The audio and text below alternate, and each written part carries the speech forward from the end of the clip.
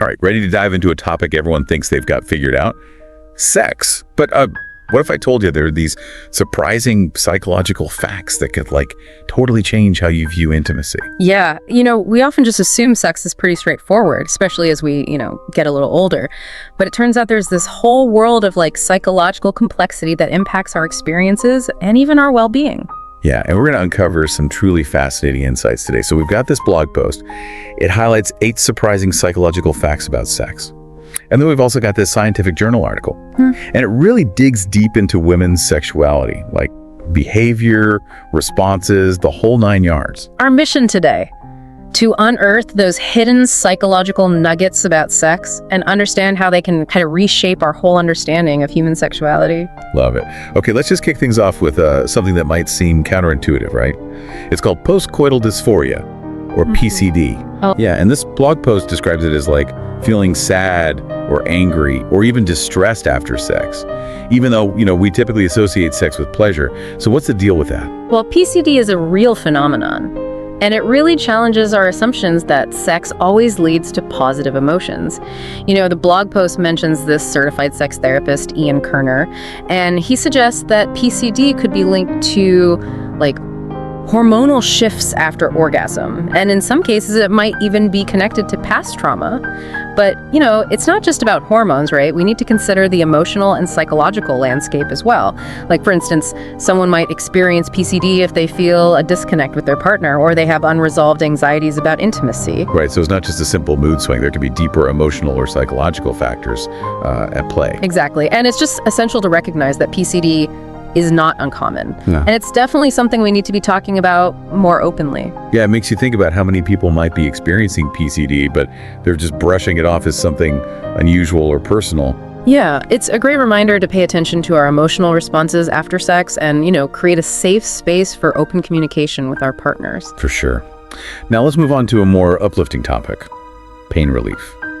This blog post mentions that sex can actually act as a natural painkiller. It's true. The research shows that the release of oxytocin during sexual arousal and orgasm acts like a natural analgesic. And, it's especially beneficial for women experiencing those menstrual cramps. There's actually a study from Rutgers University that found oxytocin reduces pain in women, and another one in the Bulletin of Experimental Biology and Medicine showing it cuts pain perception in half for men. Wow. Okay, so next time I reach for the pain meds, maybe I should consider. Well, hold on. It's important to remember that this natural pain relief is temporary, and it shouldn't replace professional medical advice or prescribed pain management. Of course. But it is interesting to know our bodies have these incredible built-in mechanisms to deal with pain. Speaking of amazing things our bodies can do, the blog post also claims that sex can boost creativity. Right. Remember oxytocin?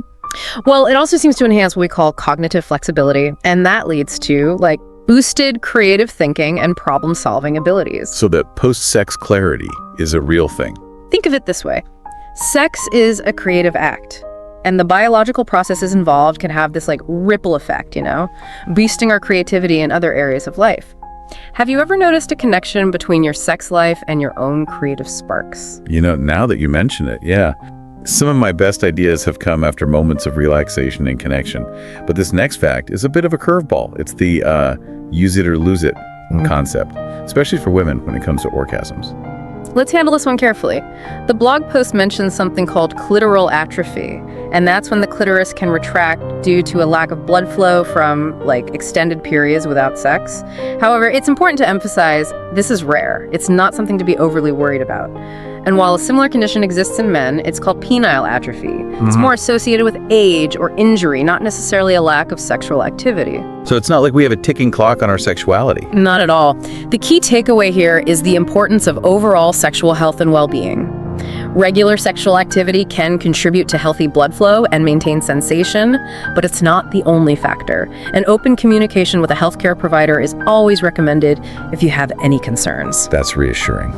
Okay, now for a truly surprising finding, wearing socks during sex might increase the chances of orgasm. I mean, who would have thought? Well, a study from the University of Groningen suggests that having warm and comfortable feet actually contributes to relaxation, and that reduces anxiety, allowing you to focus on the experience and increasing the likelihood of orgasm. So ditch the fancy lingerie, and grab the warmest socks.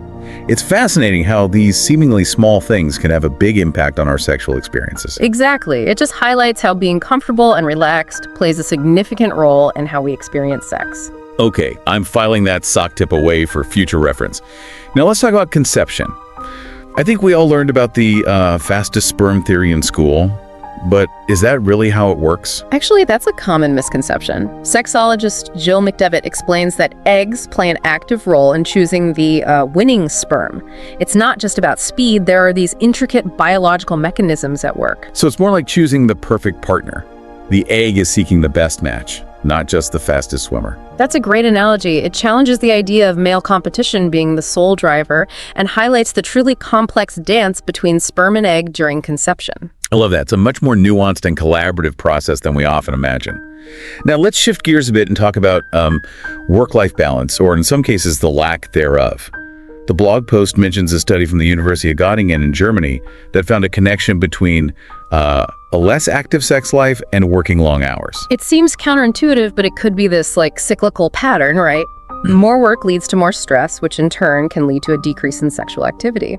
Yeah, it makes you think about the importance of prioritizing your well-being and making time for intimacy, even when work demands are high. I imagine that can be a tricky balance to strike, especially when you're feeling stressed or overwhelmed. Absolutely. It's a reminder that all aspects of our lives are interconnected, and neglecting one area can impact others, including our sex lives. This has been eye-opening so far. We've already uncovered some really surprising facts about sex and how it connects to our emotions, our ability to handle pain, our creativity, and even our work habits. But we're just getting started. We're about to take an even deeper dive into the complexities of women's sexuality. We'll be unpacking some fascinating insights from our scientific journal article in the next part of our exploration. Welcome back to our deep dive into the psychology of sex. So now we're going to shift gears a bit, and we're going to explore the fascinating world of women's sexuality. And for this, we're going to draw insights from our scientific journal article. I am ready to geek out. This article seems pretty dense, but I'm excited to see what we can uncover. Where do we even begin with a topic as multifaceted as women's sexuality? Well, the article actually provides this helpful framework, right? It breaks down female sexuality into 3 key domains: behaviors, sexual responses, and individual differences. Okay, so let's unpack that a little bit. Behaviors seem fairly straightforward. Right. We're talking about the types of sexual activities that people engage in. Exactly. And the article kind of traces the history of research on sexual behaviors, starting with the groundbreaking work of Alfred Kinsey and his colleagues. Ah, Kinsey. His name is practically synonymous with sex research. But wasn't his work pretty controversial back in the day? Absolutely. Kinsey's research, particularly his interviews with thousands of women, it really challenged societal norms, right? And it sparked widespread debate. But it also revolutionized our understanding of human sexuality. He debunked so many myths and revealed the diversity of women's sexual experiences. What were some of the key things that Kinsey's research revealed? Well, his findings really challenged this notion of a single normal sexual behavior for women. He found that things like masturbation, premarital sex, and same-sex experiences were way more common than previously thought. It's incredible how much progress we've made in understanding and accepting the spectrum of human sexuality since then. It really is. And the article also delves into more recent research using sophisticated methods like factor analysis, which helps categorize different types of sexual activities. And these studies provide valuable insights into the range and frequency of behaviors that women engage in. That's fascinating. It's like we're piecing together this complex puzzle to get a clearer picture of female sexuality. Now, what about sexual responses? That seems like a more personal and internal experience. You're right. Sexual responses definitely involve this complex interplay of physiological, cognitive, and emotional factors. So the article examines the classic 4-stage model of sexual response. Desire, excitement, orgasm, and resolution. Ah, yes. The Masters and Johnson model. I vaguely remember learning about this in college. It's the foundational model. And research continues to validate and expand upon their findings. So let's start with desire, often considered the initial spark of the sexual response cycle. And the article explores various theoretical perspectives on desire. Some focus on psychological dynamics, while others emphasize biological factors. So is desire all in our heads, or is there a biological basis for it? It's not an either situation. Psychological factors like stress, relationship dynamics, and past experiences can certainly influence desire. But hormones like estrogen, progesterone, and testosterone also play a role in regulating libido. It makes sense that both our minds and bodies are involved in creating those feelings of wanting and longing for intimacy. Exactly. And this interplay is crucial when we're addressing issues of low sexual desire in women. It's not about placing blame, it's more about understanding this complex interplay of factors and then finding solutions that address the root causes. That's a much more holistic approach than simply attributing low desire to one single cause. Absolutely. Now let's move on to excitement, where things start heating up both physically and emotionally. This is where we see those physiological changes, like increased heart rate, vasocongestion, and lubrication, right? Yep. And the article mentions how researchers use tools like vaginal photoplethysmography to measure these physiological responses, and it basically measures changes in blood flow in the vaginal walls. That sounds incredibly high-tech. But the article emphasizes that these physiological responses are just one piece of the puzzle. We also need to consider the cognitive and emotional aspects of excitement. Absolutely. Things like sexual self-esteem, body image, and even anxiety can significantly impact a woman's experience of excitement. So even if her body is responding physically, her mind might be preventing her from fully experiencing arousal. Exactly. It's so crucial to address any negative thoughts or emotions that might be interfering with a woman's ability to feel aroused and enjoy the experience. This really highlights that powerful connection between mind and body when it comes to sex. Yes. And let's not forget those positive emotions, right? Feelings like love, joy, and connection can really enhance excitement. The article discusses the idea of passionate love and how those, intense feelings of longing and attraction can really fuel desire and arousal. It's like those butterflies you feel when you're with someone you're really attracted to. Now let's talk about orgasm. The article delves into both the physiological and psychological aspects of this experience in women. This is where those rhythmic contractions of the pelvic muscles come in, creating those intense feelings of pleasure and release. Right. And while orgasm is often seen as the peak of sexual satisfaction, the article acknowledges that not all women experience it consistently or in the same way. That's important to remember. There's no one-size-fits-all experience, and some women might face challenges like anorgasmia or delayed orgasm. Exactly.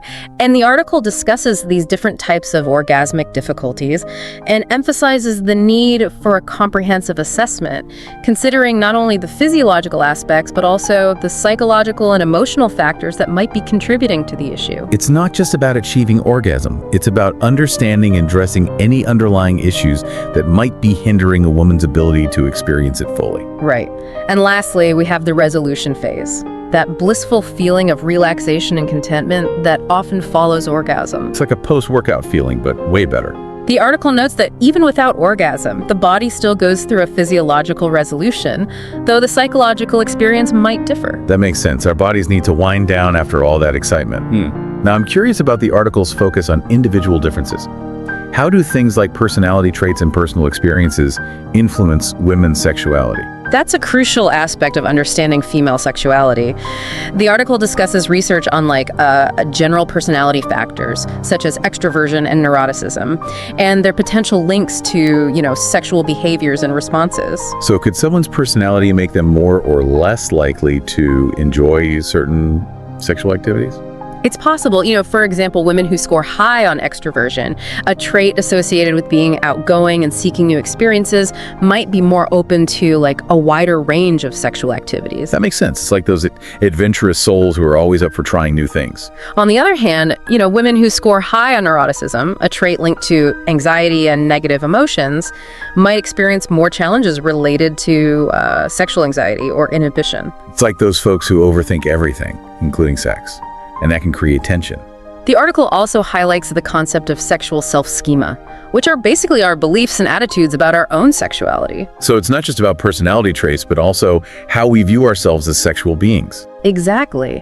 These self-perceptions can significantly influence our experiences, shaping our desires, our comfort levels, and our overall satisfaction with our sex lives. It's like a self-fulfilling prophecy, right? If you believe you're awkward or inexperienced, you might act in ways that reinforce that belief. And conversely, if you have a positive and confident view of your sexuality, you're more likely to embrace and enjoy those experiences. That makes a lot of sense. So how do we measure or assess these sexual self-schemas? Well, the article mentions a tool called the Sexual Self-Schema Scale, and it helps researchers and clinicians understand how women view themselves sexually, providing insights into their desires, fears, and expectations. That's incredible. It's amazing how research is constantly developing new ways to understand the intricacies of human sexuality. It feels like we're peeling back layers of an onion, uncovering more complexity with each new discovery. And there's still more to uncover. In the final part of our deep dive, we'll bring all these insights together to explore what this means for you and why understanding the psychology of sex truly matters. Welcome back to the final part of our deep dive into the psychology of sex. So we've covered a lot of ground, right? From postcoital dysphoria to the surprisingly beneficial role of socks during sex. It's been quite a journey, hasn't it? We've explored how biology, psychology, and even social factors intertwine to shape human sexuality. Yeah, we've uncovered some pretty fascinating facts, but I'm curious, what's the takeaway for our listeners? Why should we care about the psychology of sex? Well, it's not just about accumulating interesting facts, right? It's about applying this knowledge to our own lives and relationships. Understanding the psychology of sex can really help us, enhance our experiences and build stronger connections with our partners. Yeah, it's like we're gaining a deeper understanding of the language of intimacy. The more we know about the underlying dynamics, the better we can communicate our needs, navigate challenges, and cultivate truly fulfilling sexual relationships. Precisely. For example, understanding PCD allows us to approach those moments with compassion, both for ourselves and our partners. Instead of feeling ashamed or confused, we can acknowledge those feelings, explore potential causes, and even seek support if needed. It normalizes those experiences and opens up the door for honest conversations about what's going on. Exactly. Yeah. And knowing how oxytocin works, its role in pain relief and creativity, that can encourage us to prioritize intimacy as a way to enhance our overall well-being. It's a good reminder that sex is more than just physical. It can have a profound impact on our emotional and mental state. This deep dive has also highlighted the importance of, debunking those lingering myths and outdated ideas about sex. Like the myth of the fastest sperm, right? Yep. It turns out the egg is a much more active participant in the process of conception. Exactly. And understanding that women's sexual responses are influenced by this, complex interplay of factors can help us move beyond those, harmful stereotypes about what's quote-unquote normal for women. It's about embracing the diversity of female sexuality and recognizing that there's no single right way to experience desire, arousal, or orgasm. Right. And this knowledge also empowers us to advocate for our own sexual health and well-being. Absolutely. If we're experiencing challenges like low desire or difficulty achieving orgasm, we can seek help from qualified professionals who understand the complexities involved. And we can foster more open and honest communication with our partners, creating a safe and supportive space to explore each other's needs and desires. It feels like this deep dive has really underscored the importance of open communication and a willingness to, learn and grow when it comes to sexuality. It's an ongoing journey of discovery, and the more we understand about ourselves and our partners, the more fulfilling and enjoyable that journey can be. And remember, it's never too late to explore, learn, and enhance our sexual experiences. Right. If we're open to new knowledge and willing to challenge those old assumptions, we can create a richer and more satisfying sexual landscape for ourselves and for future generations. So as we wrap up, I'll leave you with one last thought-provoking question. If the egg plays an active role in choosing the sperm, does this change how we view conception and the role of both partners in creating a new life? It certainly invites us to reconsider our traditional understanding of the process, doesn't it? And it speaks to the fact that we're always learning and evolving when it comes to human sexuality. Thank you for joining us on this deep dive into the surprising psychology of sex. We hope you've gained some valuable insights and feel inspired to keep exploring.